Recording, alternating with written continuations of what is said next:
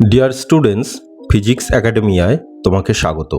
ফ্রবিনিয়াস method of power series solution and special function এই চ্যাপ্টারের আজকের ক্লাসে আমরা আলোচনা করব বেসেলস ফাংশনের বিভিন্ন প্রপার্টি নিয়ে। তো এর আগের ক্লাসে বেসেলস ফাংশনের জেনারেল ফর্ম থেকে তার জেনারেটিং ফাংশন ডিরাইভ করে দেখানো হয়েছে। লিংক ভিডিওর উপরে দেখো বা ভিডিওর শেষে ও ডিসক্রিপশন বক্সে পেয়ে যাবে।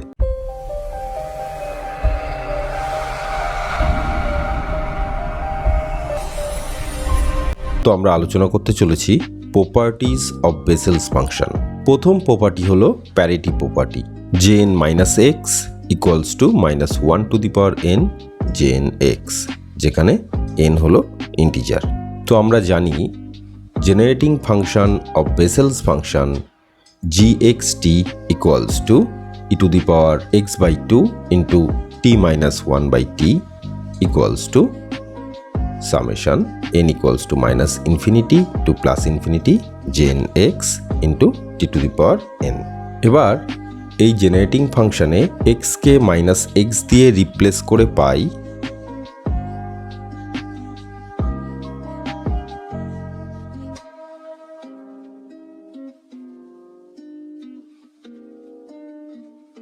jn minus x into t to the power n।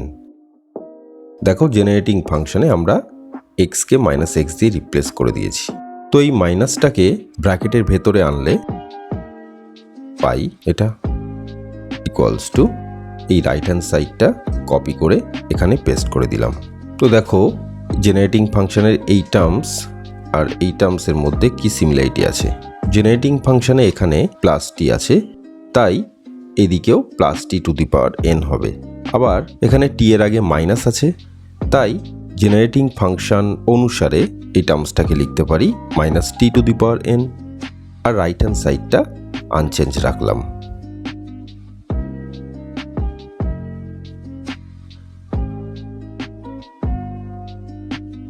এই minus t to the power n কে আমরা ভেঙে লিখব minus one to the power n into t to the power n। Right hand সাইডটা আনচেঞ্জ থাকলো। এবার equating the coefficient of t to the power n from both side, অর্থাৎ both side থেকে আমরা t to the power n এর coefficient equate করে পাই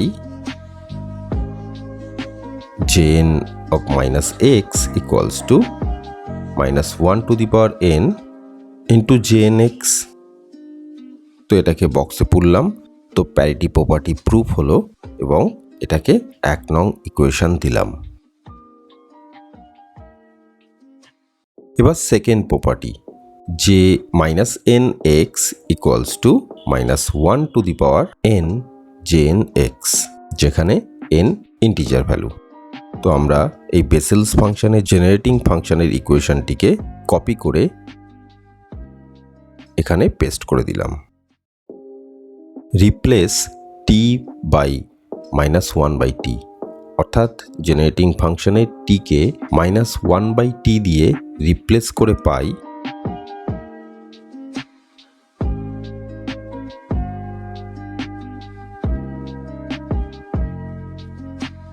into minus one by t to the power n। দেখো generating ফাংশনের টিগুলোকে minus one by t দিয়ে রিপ্লেস করে দেওয়া হয়েছে। আর এবার এই টার্মসটাকে কি লিখি দেখো। তো এই সেকেন্ড টার্মসটা থেকে পাই টি মাইনাস এবার এই টার্মসটা one by t equals to এই টার্মসটাকে আমরা লিখব minus one to the power n jn x into t to the power minus n। তো দেখো এই টার্মসটা জেনারেটিং ফাংশনে এখানে আছে, আবার এই টার্মসটা ইকুয়ালস টু এই টার্মসটা। তো এই টার্মসটাকে এটা লিখলাম ইকুয়ালস টু, এবার দেখো আমরা এই টার্মসটা থেকে কি পাই।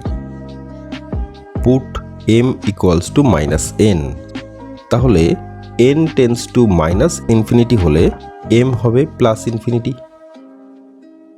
আবার n টেন্স টু ইনফিনিটি হলে m tends to minus infinity হবে, অর্থাৎ m এর লিমিট হবে plus infinity to minus infinity.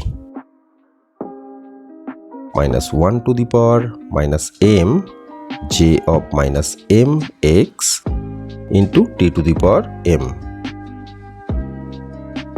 equals to, এবার দেখো m এর এই সামেশনের লিমিটকে আমরা উল্টে লিখতে পারি, অর্থাৎ m equals to minus infinity two plus infinity. কারণ সামেশনের অর্থ হলো এই সামেশনের ভিতরের টার্মসগুলো যোগফল, তো এই সামেশন দিয়েও সেই যোগফলটাকেই বোঝাবে, অর্থাৎ আমরা এই সামেশনটিকে এই সামেশন দিয়ে রিপ্লেস করে দিলাম। তো এবার আমরা m কে n দিয়ে রিপ্লেস করে দিলে পাই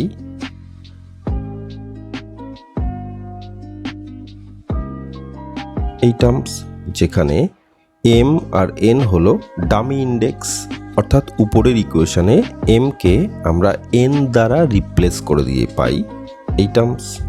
কারণ m আর n হলো ডামি ইন্ডেক্স, অর্থাৎ m আর n সেম রোল প্লে করে। তো লেফট হ্যান্ড সাইডের টার্মসটা কপি করে এখানে পেস্ট করে দিলাম। এবার equating the coefficient of t to the power n we get, অর্থাৎ বোথ সাইড থেকে t to the power n এর কোফিশিয়েন্ট ইকুয়েট করে পাই jn x equals to minus 1 to the power minus n j minus n x, j minus n x equals to এই minus 1 to the power minus n টার্মসটাকে equals to রেপারে আনলে হবে minus 1 to the power n into jn x। তো এটাকে বক্সে ভরে 2 নং ইকুয়েশন দিলাম। এবার third property jn 0 equals to delta n 0, যেখানে ডেল্টা n 0 হলো ক্রনিকার delta. Delta n 0 equals to 1 for n equals to 0 and equals to 0 for n not equals to 0। তো আমরা এই বেসেলস ফাংশনের জেনারেটিং ফাংশনটাকে কপি করে এখানে পেস্ট করে দিলাম। পুট x ইকুয়ালস টু 0, অর্থাৎ এই জেনারেটিং ফাংশনের লেফট হ্যান্ড সাইডে x ইকুয়ালস টু 0 বসিয়ে পাবো e to the power 0 equals to 1 equals to, এবার রাইট হ্যান্ড সাইডে x এর মান 0 বসাবো। এবার equating the coefficient of t to the power 0 from both side, অর্থাৎ রাইট হ্যান্ড সাইডে আছে t to the power n আর লেফট হ্যান্ড সাইডে আছে 1, তো এই 1টাকে লিখতে পারি টি টু দি পাওয়ার 0। তো রাইট হ্যান্ড সাইডেও n যদি 0 হয় তবে t to the power 0 coefficient both side থেকে কম্পেয়ার করলে পাবো j0 0 ইকুয়ালস টু 1, এবং equating the coefficient of t to the power n যেখানে n নট ইকুয়ালস টু 0, সেক্ষেত্রে আমরা t to the power n এর কোফিশিয়েন্ট বোথ সাইড থেকে compare করে পাই jn 0 ইকুয়ালস টু 0। কারণ লেফট হ্যান্ড সাইডে টি টু দি পাওয়ার n নেই, তাই তার কোফিশিয়েন্টকে 0 ধরবো আমরা।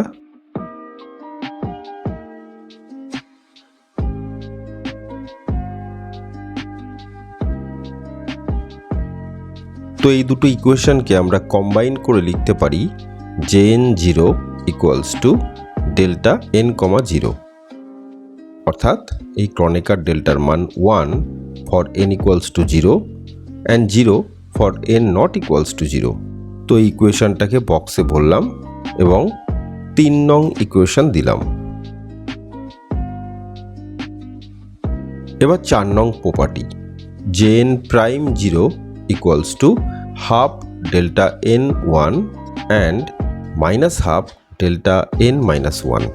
তো আমরা জানি এই ডেল্টা হলো ক্রনিকার ডেল্টা, তো এই delta n1 equals to 1 for n equals to 1 and 0 for n not equals to 1, and delta n minus 1 equals to 1 for n equals to minus 1 and 0 for n not equals to minus 1। তো আমরা বেসেলস ফাংশনের generating ফাংশনের যে equation সেটিকে আগেই copy করে রেখেছিলাম, তো সেটা এখানে পেস্ট করে দিলাম। এবার এই জেনারেটিং ফাংশনটাকে ডিফারেন্সিয়েট করব আমরা with respect to x. Left hand সাইডকে এক্স এর রেসপেক্টে ডিফারেন্সিয়েট করে পাই এই মান ইকুয়ালস টু, এবার রাইট হ্যান্ড সাইডের টার্মসটিকে ডিফারেন্সিয়েট করে পাই jn prime x into t to the power n। তো এবার এই ইকুয়েশানে x ইকুয়ালস টু 0 বসিয়ে পাই। তো এই x এর মান 0 বসালে পাবো ই টু দি পাওয়ার 0, যার মান হলো 1। আর right hand side summation jn prime 0 into t to the power n। তো লেফট হ্যান্ড সাইডের টার্মসটাকে আলাদা করে লিখলাম, ইকুয়ালস টু রাইট হ্যান্ড সাইডের টার্মসটা আনচেঞ্জ থাকলো। Equate the coefficient of t to the power n from both side. তো দেখো রাইট হ্যান্ড সাইডে টি টু দি পাওয়ার n আছে, কিন্তু লেফট হ্যান্ড সাইডে আছে টি টু দি পাওয়ার 1। অর্থাৎ এদের কোএফিসিয়েন্ট যদি কম্পেয়ার করতে হয় তো n ইকুয়ালস টু 1 বসালে তবেই বোথ সাইডে টি টু দি পাওয়ার n এর কোএফিসিয়েন্ট কম্পেয়ার করে পাবো jn prime 0 equals to half for n equals to 1। আবার এই n ইকুয়ালস টু -1 বসালে দেখো রাইট হ্যান্ড সাইডে পাচ্ছি টি টু দি পাওয়ার -1, আবার লেফট হ্যান্ড সাইডে সেকেন্ড টার্মসে আছে টি টু দি পাওয়ার -1। তো এই টি টু দি পাওয়ার -1 এর কোএফিসিয়েন্ট বোথ সাইড থেকে কম্পেয়ার করে পাই jn prime 0 equals two -half for n equals to -1 and 0 otherwise. অর্থাৎ n এর অন্য মানের জন্য এই jn প্রাইম 0 মান 0। তো এই তিনটি ইকুয়েশনকে একসাথে লিখলে আমরা পাই jn dash 0 equals to half delta n1 and -half delta n-1। তো এটাকে বক্সে ভরে 4 নং ইকুয়েশন দিলাম। তো আগামী ক্লাসে আমরা বেসেলস ফাংশনের আরও কয়েকটি গুরুত্বপূর্ণ প্রপার্টি নিয়ে আলোচনা করব। তো দেখা হবে আগামী ক্লাসে। ধন্যবাদ।